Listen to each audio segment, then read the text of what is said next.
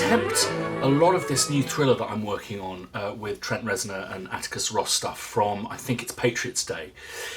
And I've been listening to that and I love their work. I also love the work of Andy Gray, and I really like the work of Charlie Clouser. And what I always really admire, how well crafted their sounds are. So it's not just great, hauntingly simplistic music. It's also these just wonderfully crafted sounds that sounds like they've kind of been, just kind of wizened over time. And I just really envy the sense that I just don't have that much time to do that kind of stuff. And I do like making sounds. I have a company that makes sounds and stuff.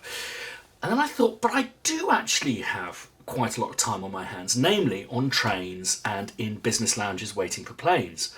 So I've decided to build my own personal fuckbox, starting with one of these, which is a Strymon, who make possibly the best quality pedals in the world. And it's going to be a power distributor, because I don't think this is going to draw too much power. I think this will work on trains.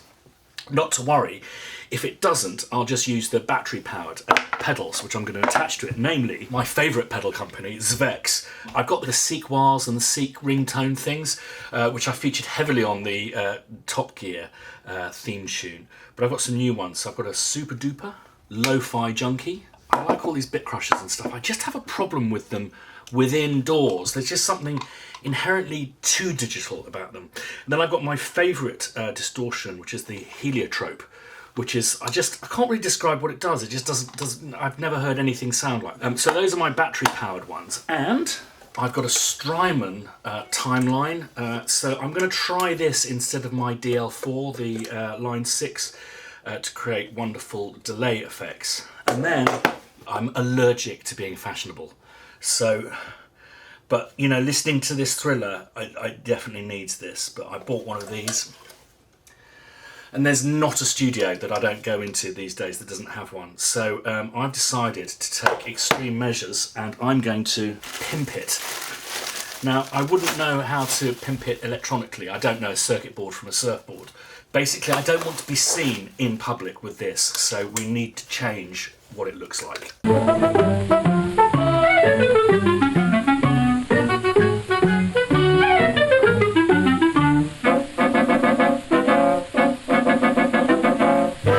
You have foiled me, Strymon.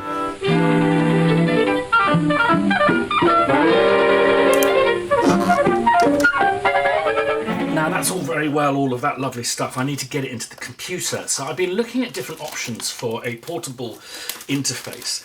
And the Apogee Duet, being both a symphony and a quartet user, would have been the obvious choice. But I've decided to go for this, the new RME Babyface Pro.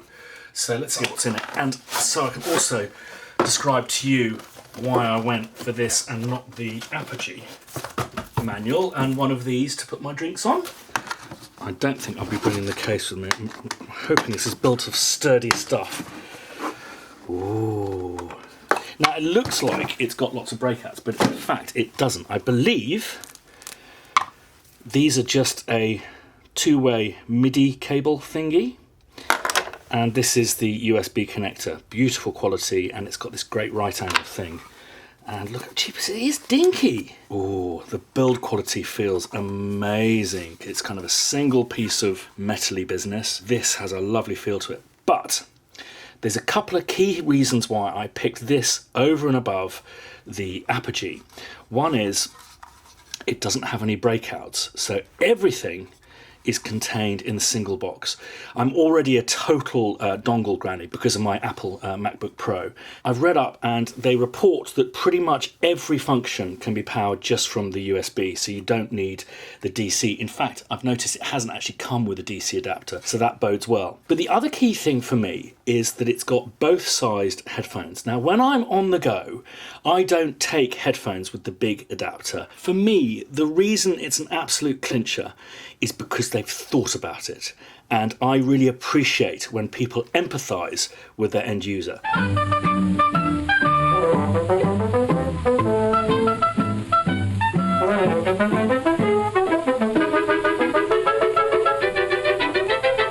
So basically I need to get a line out, so I need to get a female XLR to a 1/4 inch jack, and basically so I'll come out mono mono stereo with my special new, completely bespoke special secret sauce pedal. I'll naturally let you know how I get on. I'm going to get a frame to put it all on, and hey presto, my first portable fuckbox.